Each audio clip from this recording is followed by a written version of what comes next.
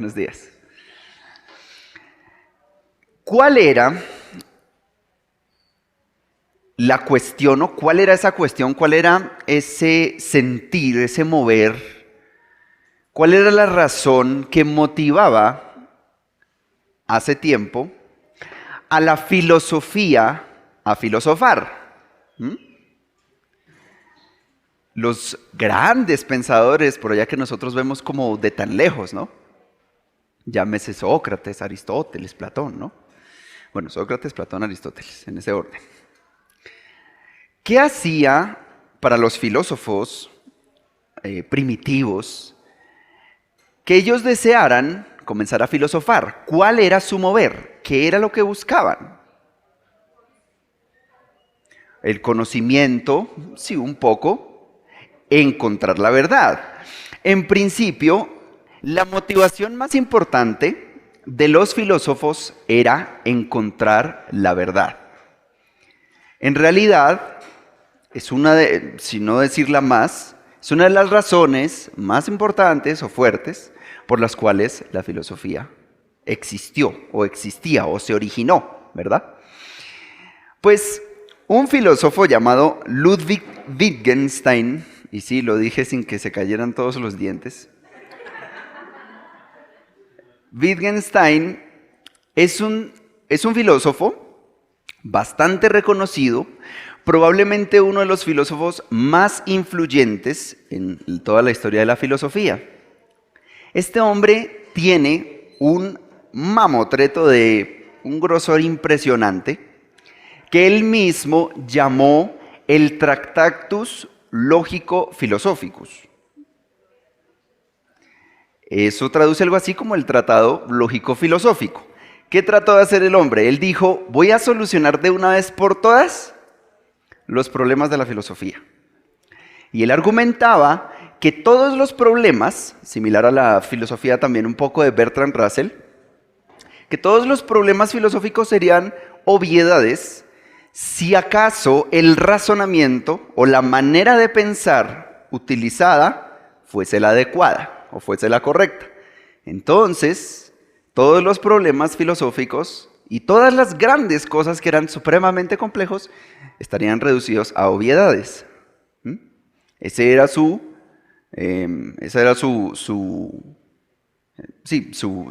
tesis, digámoslo así. Evidentemente esto es supremamente crítico. Su Tractatus habla de cosas lógicas, supremamente sistemáticas, lo que nosotros podríamos llamar sistemas formales, completamente organizados, bien detallados.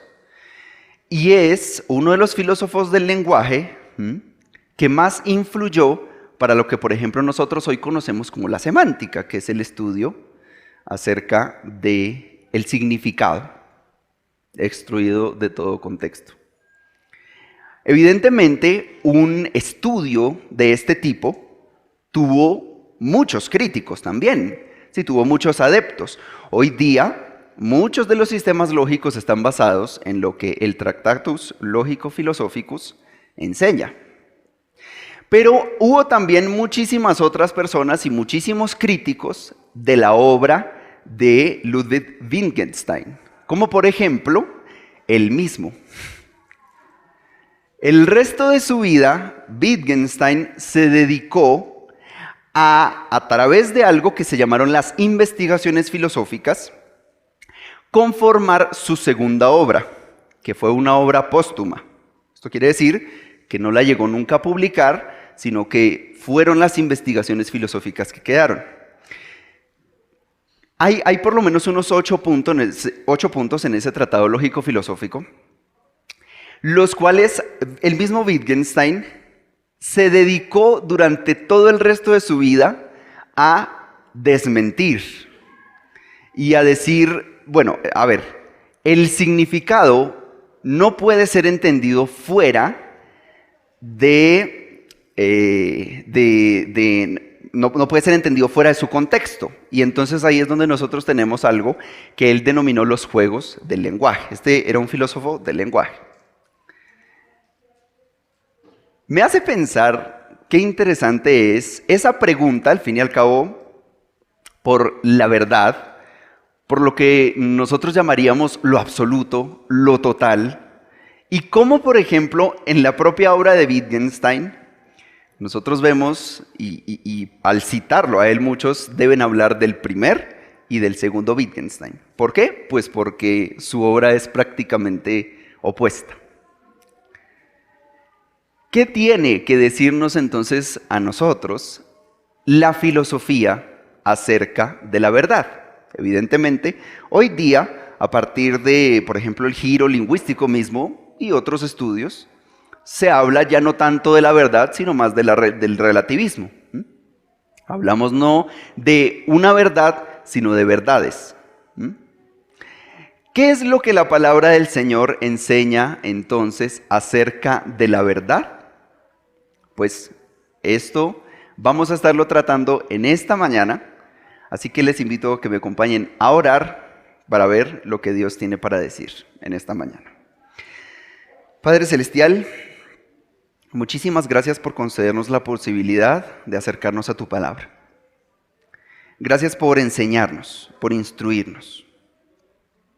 Te pido que tomes mi vida para poder transmitir tus palabras y a través de la exposición del Evangelio de Juan que nos enseñes qué es lo que tienes que decir acerca de la verdad y de la razón.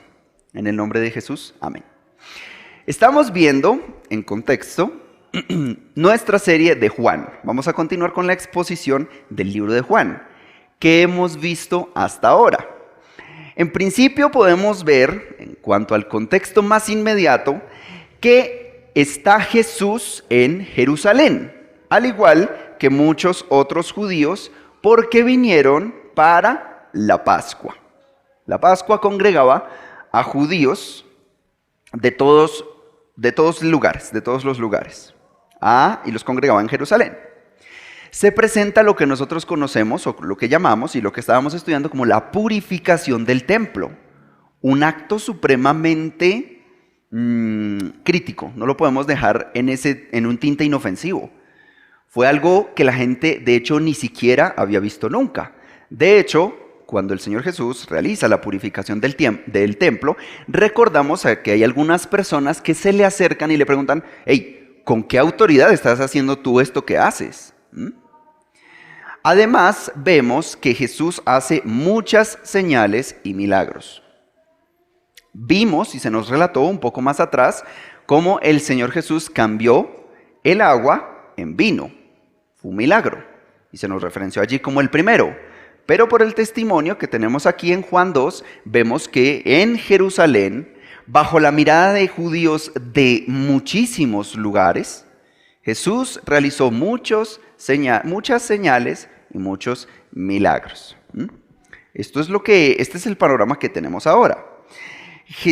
Juan, hasta este punto, además, más atrás, nos ha relatado una serie de charlas, de intervenciones que ha tenido con diversas personas, con diferentes personajes, y que han creído en el testimonio de él. Hemos dicho que no hay un método definido, que más bien el Señor Jesús tiene un conocimiento sobrenatural y es totalmente adecuado para decir lo que aquel interlocutor en cada ocasión necesitaba escuchar. Lo vimos con Andrés y con Juan, a pesar de que Juan no se incluye, pero sabemos que es Juan. Es Andrés y Juan. Lo vimos con Felipe y su mensaje lacónico. Sígueme. Lo vimos con Natanael, quien le dijo, yo a ti te conozco. Y además con Pedro, y le dijo, tú eres Simón, tú eres Pedro, te vas a llamar Cefas, sobre la piedra voy a construir mi reino.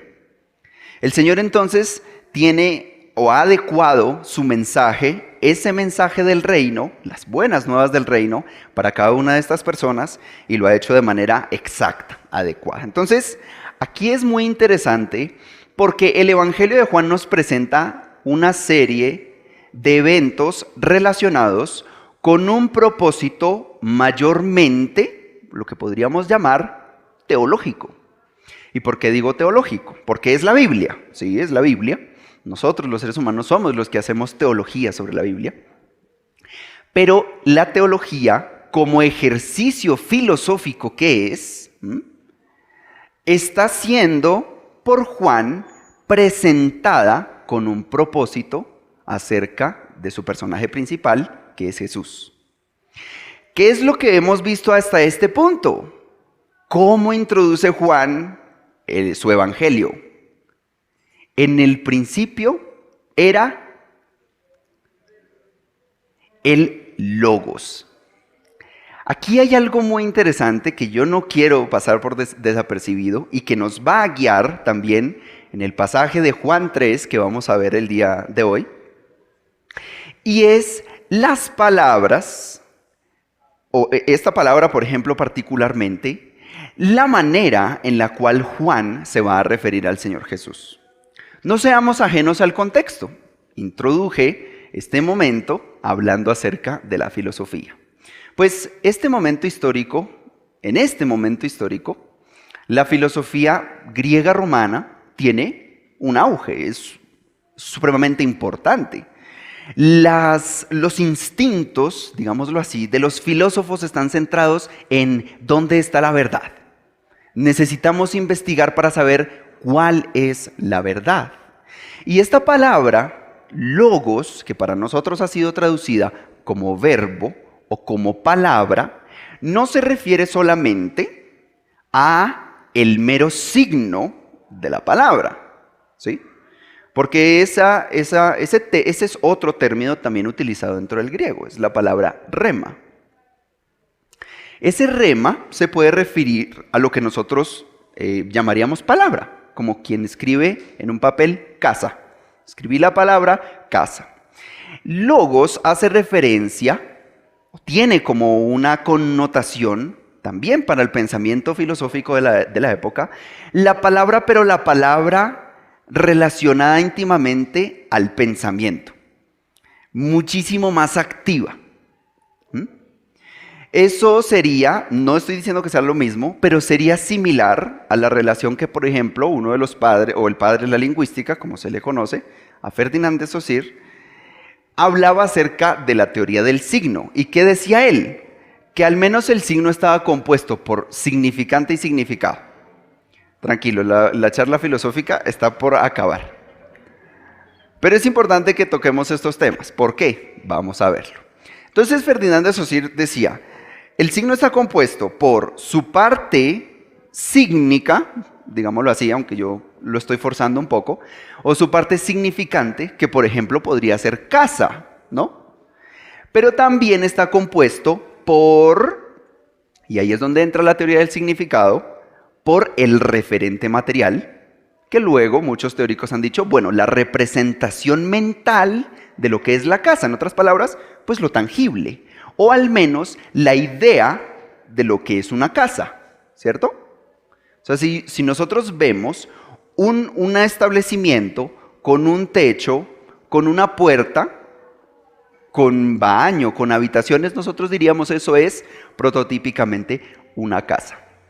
He utilizado este ejemplo para decirlo de esa manera. Esta palabra logos va más allá que solamente la palabra.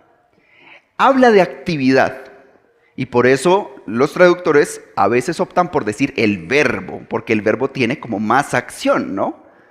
Lo cierto es que el logos, o acerca del logos, era acerca de lo que los filósofos en esa era contemporánea con Jesús, se sentaban a dialogar acerca de él.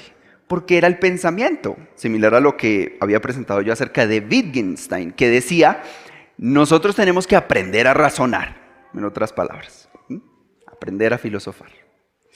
Esto es muy importante porque siendo el griego, siendo esa lengua vehicular que se llama, siendo la lengua como común de los negocios, del imperio, porque venimos de la época griega, es algo que la mayoría de personas,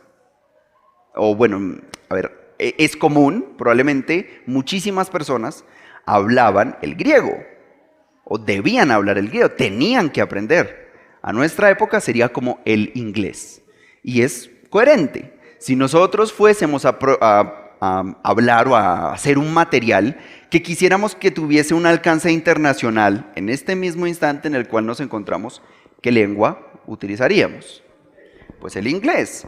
De manera similar, haciendo esta analogía, el griego sería la lengua más adecuada para plasmar de manera general, internacional, por llamarlo de esa manera, pues la palabra de Dios. Y esto entonces no son conceptos lejanos a lo que vamos a hablar hoy, porque ciertamente es lo que Juan ha presentado hasta este punto, que el verbo de Dios, el logos de Dios, se hizo carne. Lo que Dios tiene para decir, el pensamiento de Dios, el conocimiento más grande de Dios está revelado en Jesucristo. Esto es algo muy interesante. Por eso digo, el Evangelio de Juan tiene muchísimos propósitos teológicos, por ende, filosóficos. Nos lleva a pensar, no nos deja quietos a decir o a considerar, digámoslo así, las cosas porque sí, sino más bien a llevarnos a pensar. Aquí hay algo muy interesante. Hasta aquí Juan se ha encargado de decirnos una y otra vez el mismo testimonio. Su testimonio, o el testimonio de Juan, el Evangelio de Juan, rota y rota y rota sobre un mismo punto, que Jesús es el verbo de Dios, el logos de Dios. Y lo presenta diciendo, además, que Jesús es la luz que ilumina a los hombres. ¿Ven la relación también con el conocimiento? Porque esto es una metáfora. Está presentando al Señor Jesucristo como la luz, quien abre los ojos del pensamiento y del entendimiento para la humanidad, el que ilumina, otro propósito. Y además dice, aquel en quien subsisten todas las cosas. Él precisamente es quien sostiene todas las cosas. Él es la esencia máxima de la realidad tangible que nosotros experimentamos en esa relación con el pensamiento. De hecho, vamos a ver aquí algo muy interesante que nos ha presentado Juan en el capítulo 1, versículos 10 al 13. El que era la luz ya estaba en el mundo. Se hizo carne, el que era la luz. Y el mundo fue creado por medio de él, pero el mundo no le reconoció. Quiero que prestemos atención especial a las palabras que son utilizadas aquí. No le reconoció. Y luego nos dice, vino a lo que era suyo, pero los suyos no le recibieron. Y aquí hay un contraste. Más, y esta palabra se puede sustituir por un pero, más a cuantos lo recibieron, a los que creen en su nombre, les dio el derecho de ser hijos de Dios. Estos no nacen de la sangre, ni por deseos naturales, ni por voluntad humana, sino que nacen de Dios. Este es el testimonio que ha venido presentando Juan, que Jesús es Dios. Y nos lo va a repetir infinidad de veces durante su evangelio. Pero no nos lo va a decir incluso solamente de esa forma, sino que nos va a llevar a pensar. Y nos va a poner una cantidad, por ejemplo, de metáforas, de cosas para pensar que nosotros no podemos dejar de pensar en ellos. Entonces, vamos a consultar un poco acerca de lo que ha sucedido en Jerusalén. Hay una persona que es Jesús y podemos pensarlo un poco, les invito a hacerlo como si nosotros fuéramos personas naturales, como lo llama la palabra, como más carnales que otra cosa. Llega un tipo y gana adeptos de muchas personas. porque la palabra nos enseñó eso en los versículos anteriores. Nos cuenta que por los milagros y por las señales que el Señor Jesucristo hizo, comenzaron muchos a confiar en Él.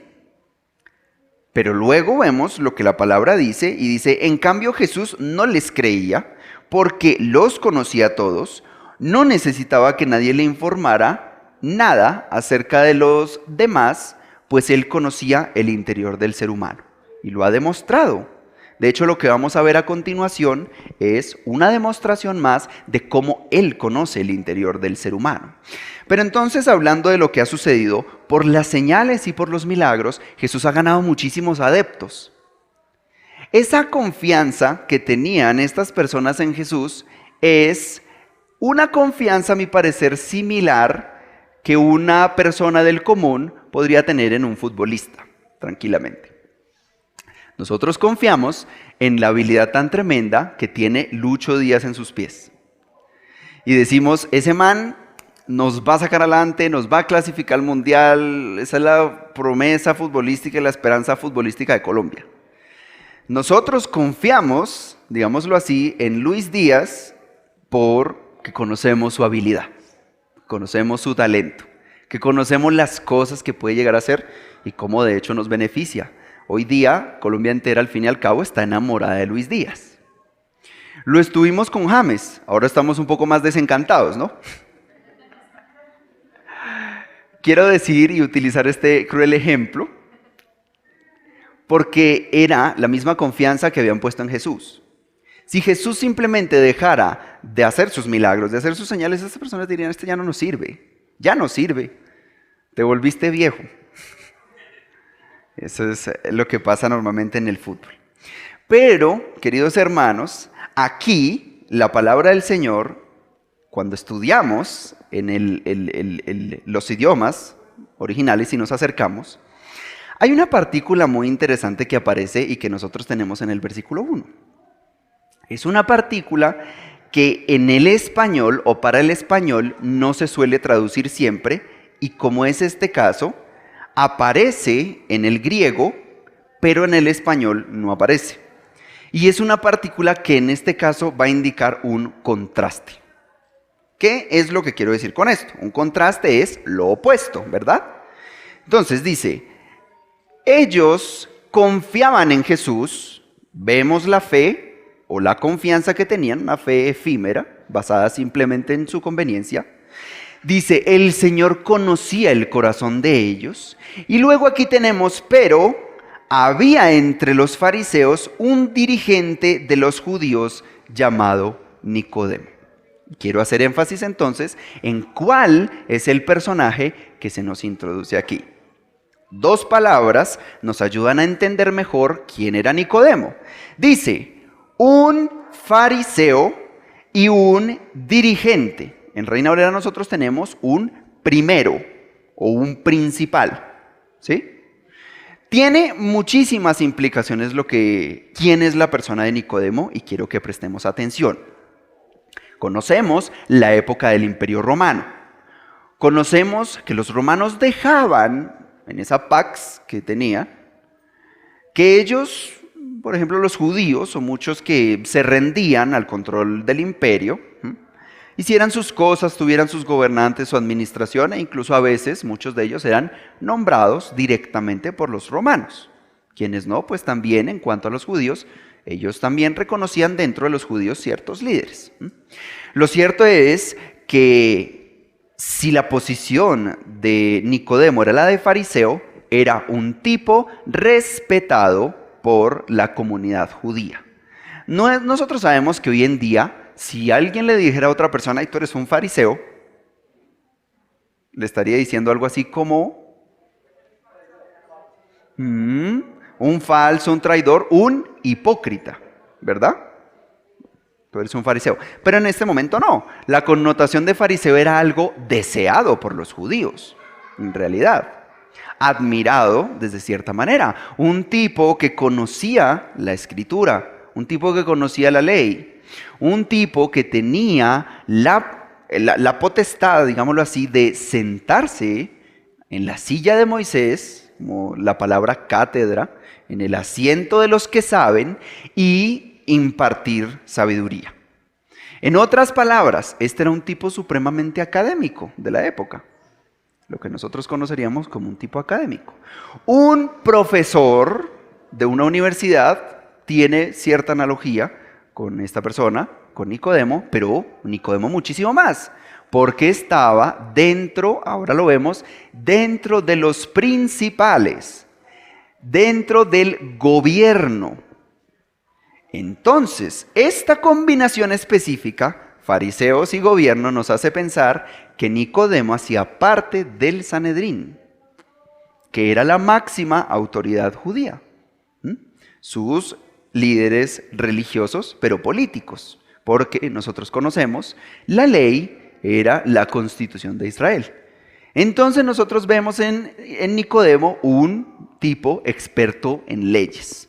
Un académico experto en leyes, por ponerlo en esa analogía. ¿Qué dice? La palabra nos dice en el versículo 2, y continuemos ahí. Este fue de noche a visitar a Jesús. Rabí le dijo, sabemos que eres un maestro que ha venido de parte de Dios, porque nadie podría hacer las señales que tú haces si Dios no estuviera con él. Entonces, por el pero y por la confesión de Nicodemo, vemos algo supremamente crítico que está pasando aquí. ¿Y por qué voy a decir crítico? Acaba de suceder la purificación del templo. Nicodemo es uno de los fariseos. Nicodemo es uno de los dirigentes. Y llegó un tipo, y voy a ponerlo en esos términos, que tiene una cantidad de adeptos y que se ha hecho, se quiera o no, con un poder político también. Y ha venido a meterse directamente con los líderes judíos. Porque todo lo que los líderes judíos permitían que sucediera en el templo, lo que vimos en enseñanzas pasadas, en la enseñanza hace 2 enseñanzas, de eso de vender, de cambiar el dinero e incluso lo que se aprovechaban, viene una persona con poder y comienza a voltear las mesas del templo, como nos cuenta ahí la palabra de Dios. ¿Qué implicación tuviese ver a Nicodemo reunido con un rebelde? Incluso socialmente te podría ser tildado de rebelde. La implicación política es mucha. Similar a como, por ejemplo, cuando en política 2 personas de 2 bandos distintos se sientan en la misma mesa. Y uno dice, uy, ¿qué está pasando ahí? Hay una explosión. Bueno, imagínense que el momento en el que escoge Nicodemo para ir es la noche. Se va a la noche, hay autores que dicen, porque tiene una implicación social muy fuerte, también para poder tener esa tranquilidad de hablar con Jesús. Miren las palabras con las que se refiere aquí Nicodemo a Jesús, son muy importantes, muy, muy importantes. La primera es rabí. Rabí es una palabra de origen hebreo que traduce algo así como maestro, pero tiene una connotación social de reconocimiento hacia esa persona. No es como cuando uno le dice profe a una persona. Porque profe sí tiene su sentido cariñitivo, pero rabí era más algo así como decir, sí, más parecido en nuestro tiempo quizás maestro, pero como un experto. No solamente como un experto en el sentido de decir, tú sabes mucho, sino lo que tú digas es autoridad para mí. Tiene ese significado de autoridad. Un rabí era la manera como los fariseos ansiaban que les fuesen llamados. Es lo que el Señor Jesús más adelante en Mateo denuncia.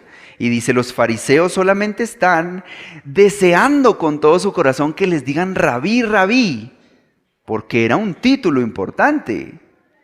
Una persona que dijeran rabí era una persona con autoridad para hablar lo que iba a decir y para ser creído. Pero miren la combinación tan interesante que Nicodemo aquí utiliza. Le dijo, sabemos que eres un maestro. Entonces tenemos rabí y maestro. Raro, raro para nosotros, porque en español nosotros rabí lo traducimos maestro y maestro lo traducimos maestro. Y hay otra palabra en Mateo 23 que el Señor utiliza, que es categetés, y también nosotros la traduciríamos en español como maestro. Habla de la importancia que los judíos, y en el griego también, en la lengua griega, se le da a la distinción de qué tipo de maestro. Entonces de rabí podríamos decir que es un hombre con autoridad, que habla porque tiene autoridad, pero la palabra maestro que vemos aquí en el griego es didáskalos, que es de donde viene la palabra didáctica y tiene que ver con enseñar a manera de instruir. Entonces esto sí sería como una especie de profesor. Rabí, sabemos que has venido de parte de Dios como maestro. Eres un maestro que ha venido de parte de Dios. Y él deduce lógicamente que ha venido de parte de Dios, ¿por qué?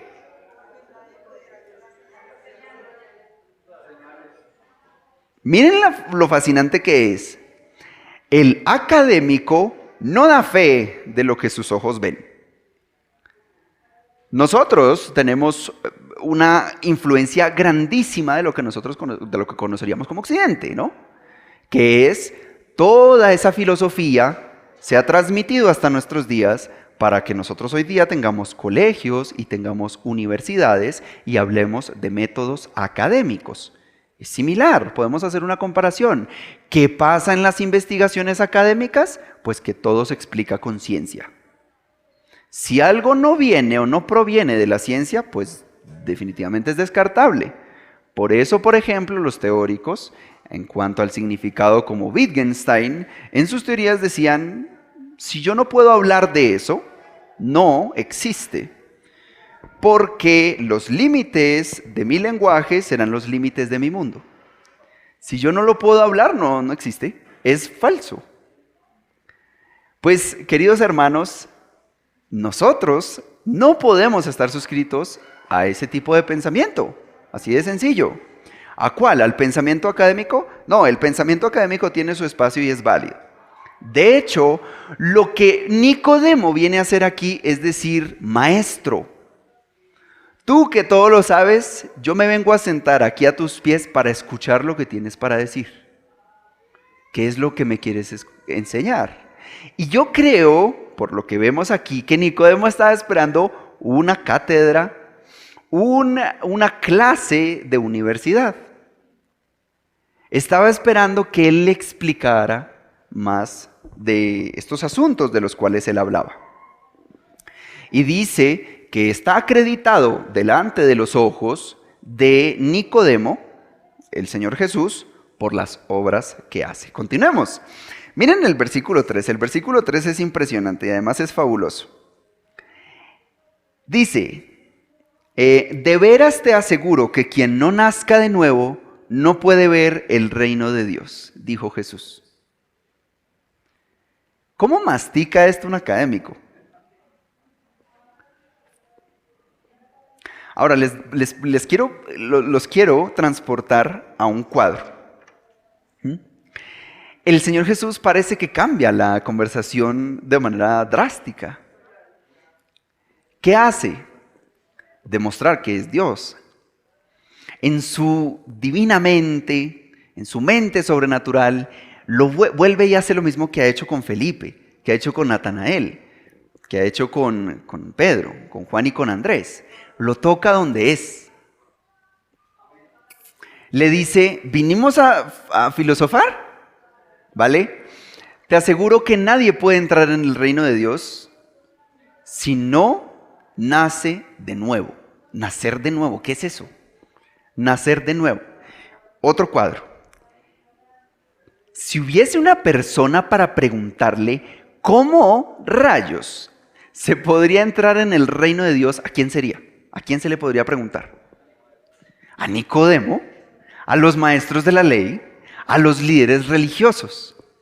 El Señor Jesús le está diciendo, si no naces de nuevo, no puedes entrar en el reino de Dios. Una cosa tremenda.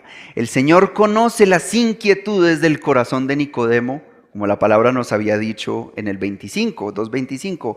No necesitaba que nadie le informara nada acerca de los demás, pues él conocía el interior del ser humano. Veamos el versículo 4. ¿Qué pasó con Nicodemo? ¿Cuál es su reacción? Y dice, ¿cómo puede uno nacer de nuevo siendo ya viejo?, preguntó Nicodemo. ¿Acaso puede entrar por segunda vez en el vientre de su madre y volver a nacer?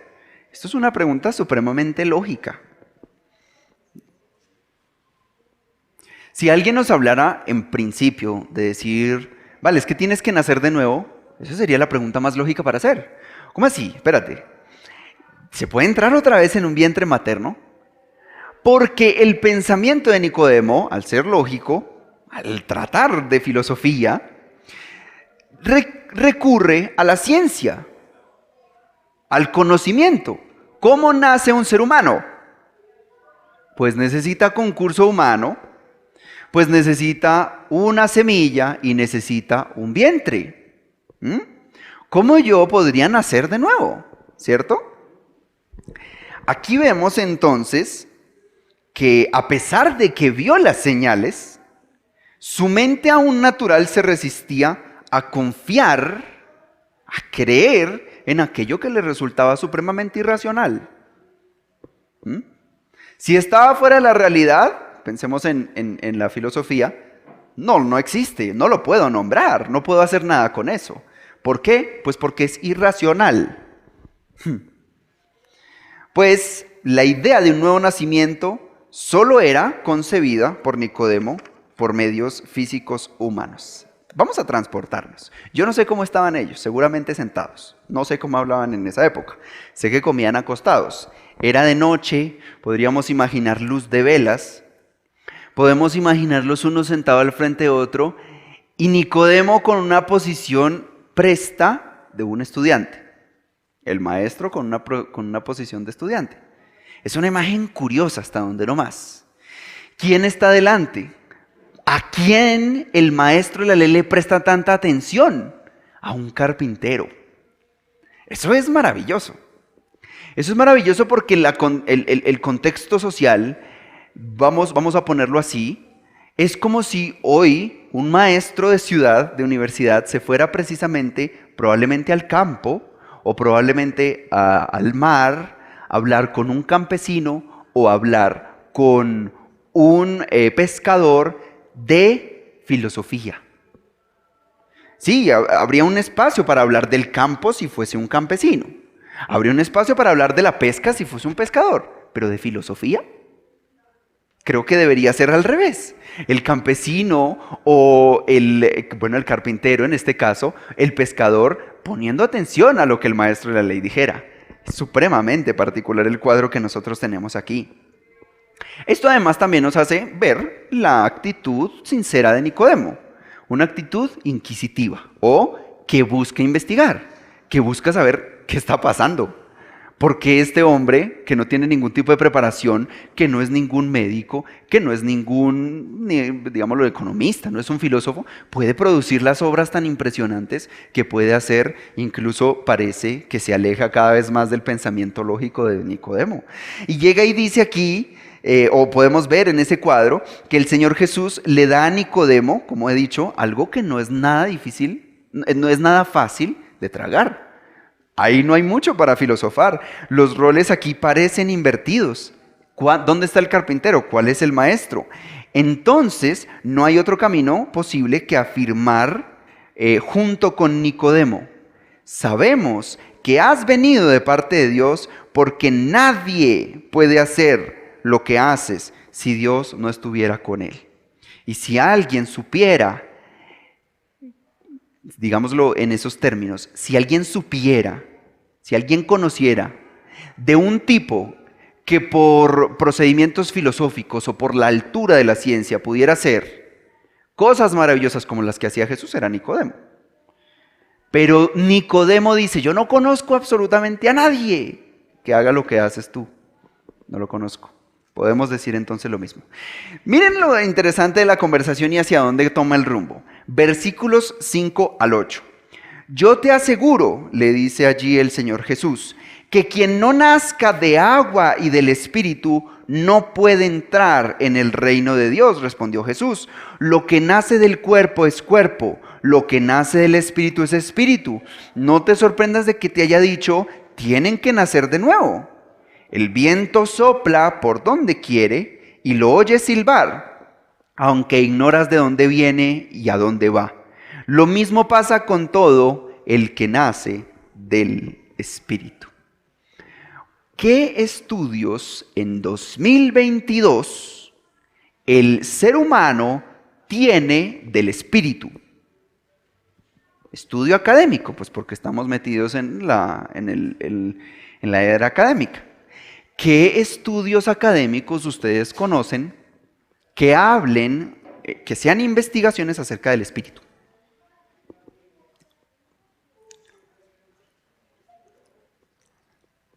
Yo no conozco ninguno. Sí, del alma sí. Vamos a ver, por ejemplo, muchísimas cosas interesantes que habla la psicología. A mí me parece que la psicología observa muy bien, pero si comparamos con la palabra, deduce muy mal. ¿Por qué? ¿Cuántos años lleva el Evangelio de Juan?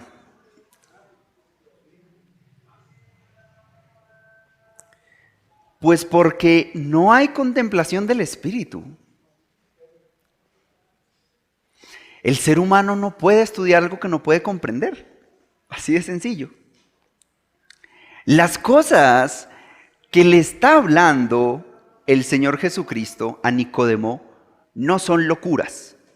Sí, para el hombre natural y para la mente natural son locuras. Lo que él le está diciendo es, ¿tú quieres filosofar? Rómpete la cabeza contra el Espíritu. No hay nada. En 2022 todavía no hay un solo estudio del Espíritu. No existe. Miren lo que dice, lo que nace del cuerpo es cuerpo, lo que nace del Espíritu es espíritu. No te sorprendas de que te haya dicho, tienen que nacer de nuevo.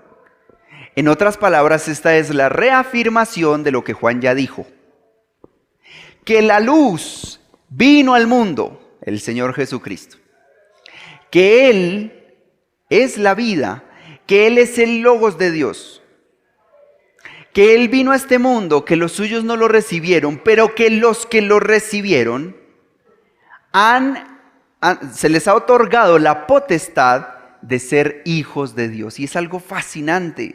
Y dice, no nacen por voluntad humana, lo leímos al principio, no nacen de carne tangible, no nacen de sangre tangible también, no por concurso humano, sin ninguna participación de hombre, sino de Dios. Y aquí, de hecho, el texto tiene ese sentido como de decir, son hijos divinos. ¿Cómo masticamos eso? Son cosas demasiado profundas para nosotros. La evolución, al fin y al cabo, bueno, evolución. No quiero decir evolución porque probablemente no sea evolución. El progreso, el continuo de la teoría filosófica, como hace un momento estaba explicando, nos ha demostrado que más bien los significados no son tanto los referentes materiales, sino que se compone más bien es de representaciones mentales que nosotros hacemos de las cosas. Eso se llama conceptualizar. Así de sencillo. No se me complique, no es muy difícil. Simplemente decir que cuando nosotros dibujamos una casa, ¿cómo dibujamos una casa? Llegamos y hacemos una punta hacia arriba así larga. Y luego le ponemos un cuadrado debajo. Y luego una puertica. ¿Qué casa en la vida se parece a eso? Pero si yo le muestro una imagen, usted no va a tener ninguna discusión de que eso es una casa. Por eso son conceptos mentales. Es la manera como nosotros en nuestra incapacidad graficamos y nos hacemos imágenes de lo que queremos o pretendemos asir, agarrar, comprender a través del conocimiento. El Señor Jesús, en otras palabras, le tiró un juguete a Nicodemo. Le dijo, practique, filosofe, hágale, razone, rómpase la cabeza contra esto. ¿Saben cuál es la respuesta de Nicodemo una vez más? En versículo 9, ¿Cómo es posible que esto suceda? Aquí la pregunta es por la forma. ¿En qué manera esto podría suceder? ¿Cierto? O sea, ¿cómo es posible que el Espíritu pueda hacer tal renovación? Aquí vemos la enseñanza que Juan ya nos había registrado y podemos destacar ese énfasis en lo exclusivo de la obra divina, sin participación humana, y referencia agua y espíritu contrastándola con carne y sangre. Entonces, es importante notar estos signos también que tenemos aquí en la palabra del Señor, del espíritu, pues porque viene del espíritu. Y la palabra que se utiliza para viento y para espíritu es la misma, tanto en griego como en hebreo. En griego es neuma. Algo así le dijo, vamos a hacer una cosa, vamos a simular que nosotros estamos hablando en griego. La palabra en griego para aliento o para viento y para espíritu es la misma. ¿Qué le dijo Jesús a Nicodemo? Le dijo, lo que es del neuma lo que nace del neuma es del neuma. ¿Sí? El neuma sopla y lo oyes silbar, pero no lo ves. Lo mismo pasa con el neuma. Ahí nos enredamos. Pero estamos hablando más enredados, digámoslo así, porque estamos hablando del Espíritu. El Señor Jesucristo le dice estas cosas y Nicodemo ni se enteró. Pero ¿cómo es posible que pase eso? No entiendo. ¿Qué dice el Señor Jesucristo? La respuesta del Señor Jesús, sin dudas, no es la que estaba esperando Nicodemo. A lo mejor Nicodemo estaba diciendo, vale, la materia se compone de esto, y ahí nos podríamos sentar a lo que se sienta Kant. A teorías filosóficas, por ejemplo, como el existencialismo, ¿no? ¿Dónde está la tangibilidad de las cosas? Las visiones, eso se llama ontológicas, la pregunta por el ser de las cosas, ¿dónde está? Bueno, el Señor Jesús no se puso con esas. ¿Qué le dice a Nicodemo? Veamos el versículo 10. ¿Tú eres maestro de Israel y no entiendes estas cosas?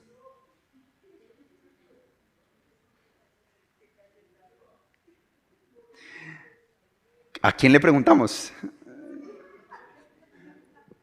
Pues a Nicodemo, ¿no? Porque...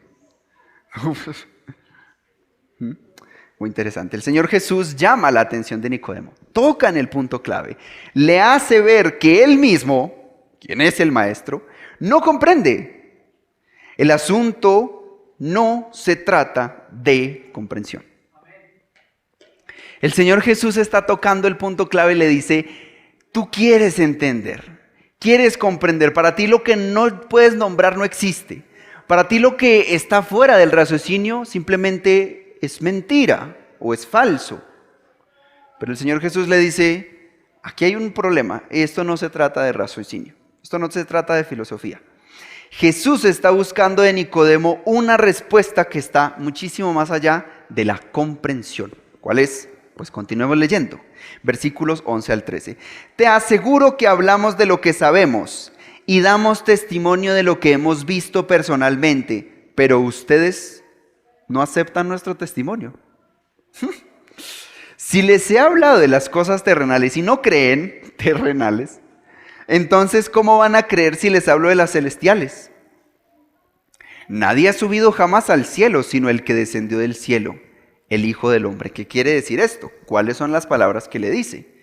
Y porque yo digo que le está diciendo a Nicodemo, no se trata de comprender, porque le está diciendo lo siguiente. Tú estás viendo con tus propios ojos que hay cosas que no puedes explicar a través de tus raciocinios, a través de tu filosofía, a través de tu razonar, a través de tu ciencia. No hay absolutamente nada que puedas comprender aquí. Y esto que te traigo, esto que está delante de tus ojos, no lo puedes comprender. ¿Cómo es que puede ser posible? ¿Cómo puede ser posible el nuevo nacimiento? ¿Cómo es posible un nacimiento de espíritu? Está tocando en el punto de la incredulidad, del escepticismo. Porque así somos nosotros hoy día. Los intentos de investigaciones académicas no comprenden nada que no se siga con sus métodos. Tenemos formas de hacer ensayos, tenemos formas de hacer reseñas, tenemos una forma específica de exponer un mensaje. Eso es el conocimiento académico, no es nada más. Enseñarte a investigar, enseñarte a pensar. Pero ¿y estas formas? Le dice el Señor Jesucristo a Nicodemo. Te estoy mostrando, de hecho, que tu conocimiento no alcanza. Y no me crees. Estás viendo las señales delante de tus ojos, pero tu ciencia te ciega. Ese es el mundo contemporáneo. Ese es el mundo en el que vivimos. Infinidad de cosas suceden delante de nuestros ojos, pero si no lo podemos explicar de manera científica, no existe. ¿Quiénes son los locos? ¿Quiénes somos los locos? Los locos somos nosotros, que llamamos falso, llamamos inexistente algo simplemente porque lo dejamos de comprender, porque va más allá de nuestra comprensión. Gracias a Dios por la teología, pero la teología no es la Biblia.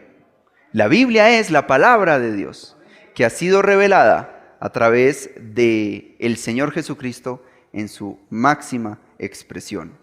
Entonces, queridos hermanos, la respuesta que Dios espera del hombre es la fe, no la comprensión, no la filosofía.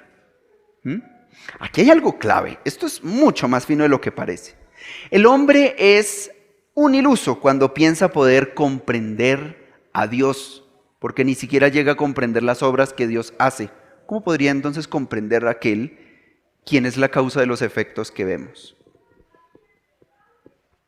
¿Con qué me van a comparar? Dice el Señor Jesús, dice nuestro Dios hablando. No hay absolutamente nada con lo que podamos compararlo. La sabiduría del hombre está corrompida. Esa es la palabra correcta. Nosotros estamos corruptos.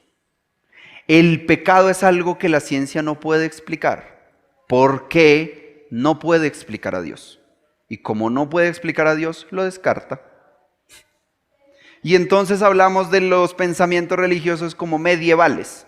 Son de la Edad Media, era lo que se pensaba antes.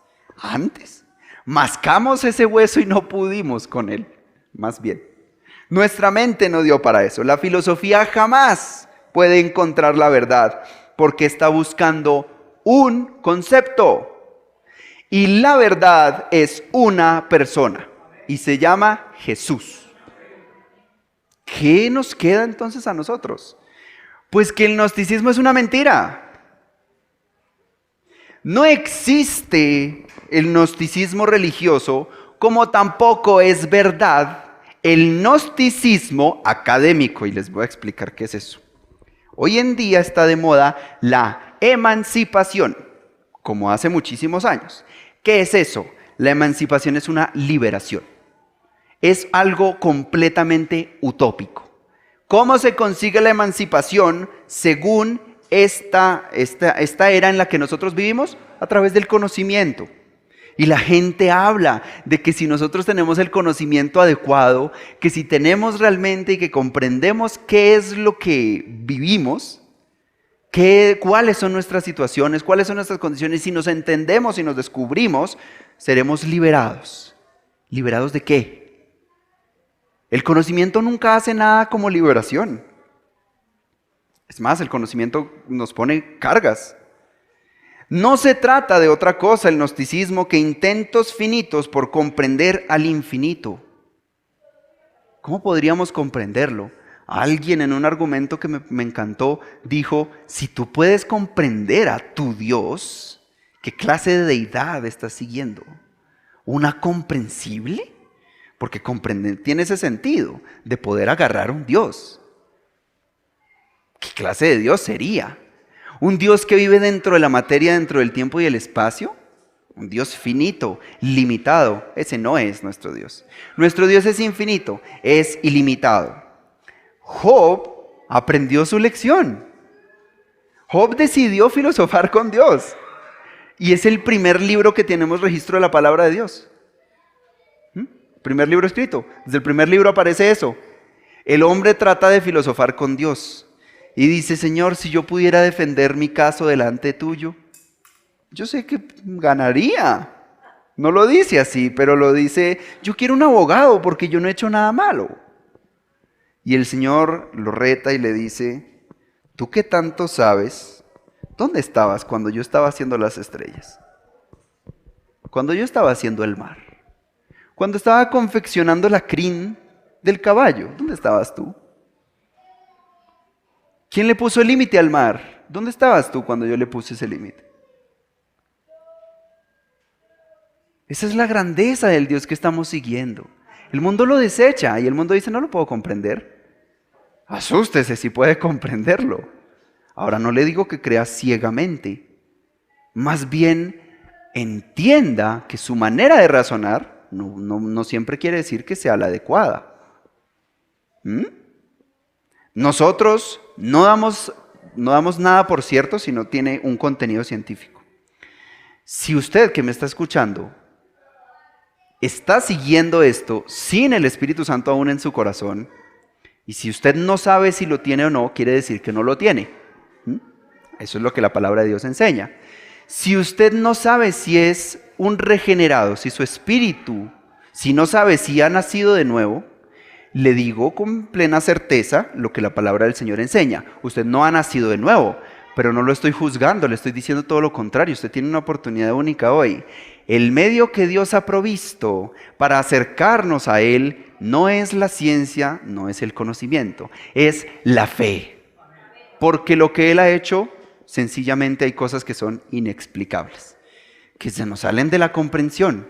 Pero Él nos ha mostrado cosas maravillosas y nos ha dicho: crean en el testimonio que yo les digo. ¿Cuál? Que todo el que recibe a la luz a Jesucristo, en otras palabras, que cree que es Dios y que ha perdonado sus pecados a través de la obra que hizo en la cruz, a través de su vida y a través de su resurrección, que usted puede ser regenerado por el Espíritu Santo. Que tiene que entrar en una convulsión a hablar en lenguas y no. La palabra es clara y dice: lo que es del Espíritu es del Espíritu. Tú oyes el viento, pero no sabes de dónde va, no sabes de dónde viene, no sabes a dónde va. No es algo que se sienta ni siquiera materialmente, pero le aseguro que eso va a cambiar incluso hasta su manera de sentir. Anímese. Además, Dios a nosotros no nos ha provisto de argumentos. El Señor Jesús, para convencernos, no nos da una cantidad de argumentos.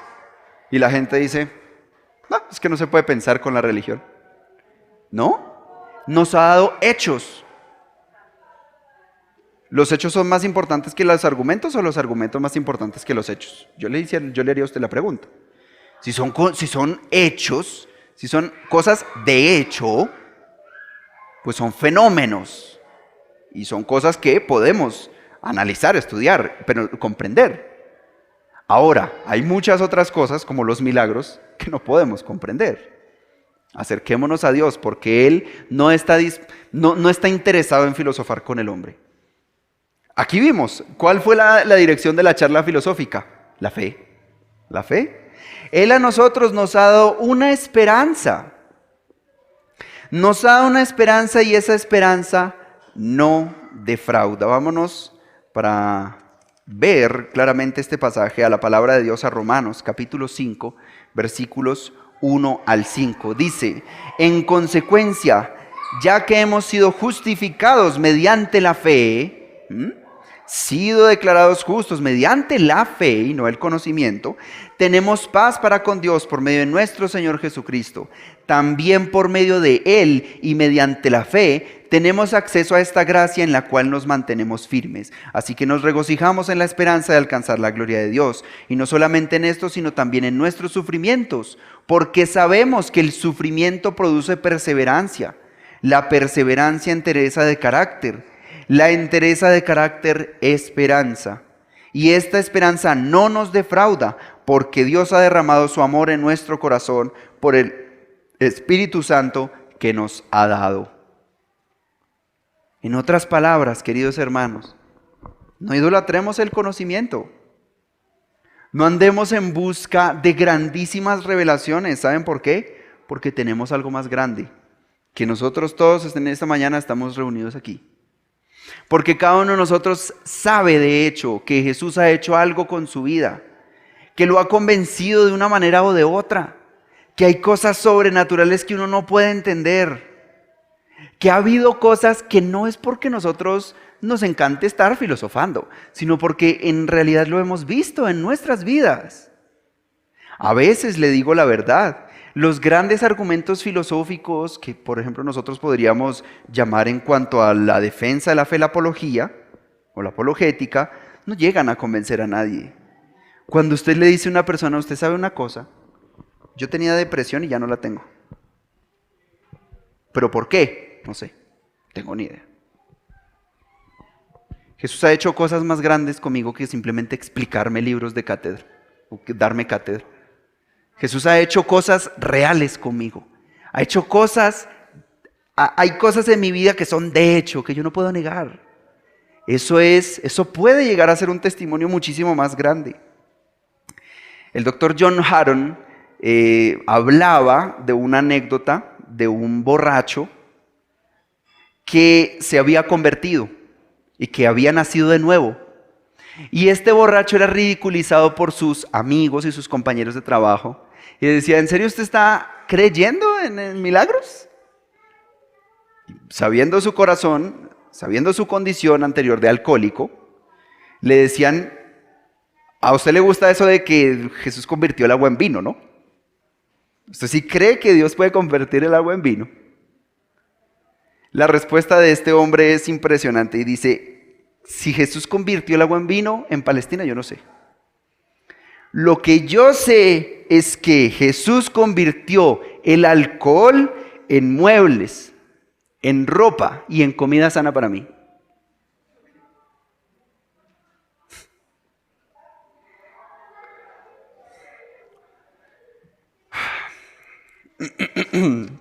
¿Ustedes saben qué día es hoy?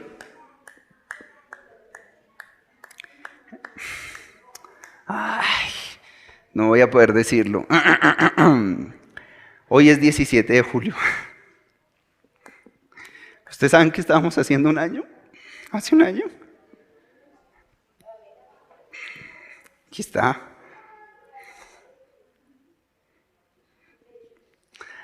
Hace un año mi papá estaba saliendo para la UCI.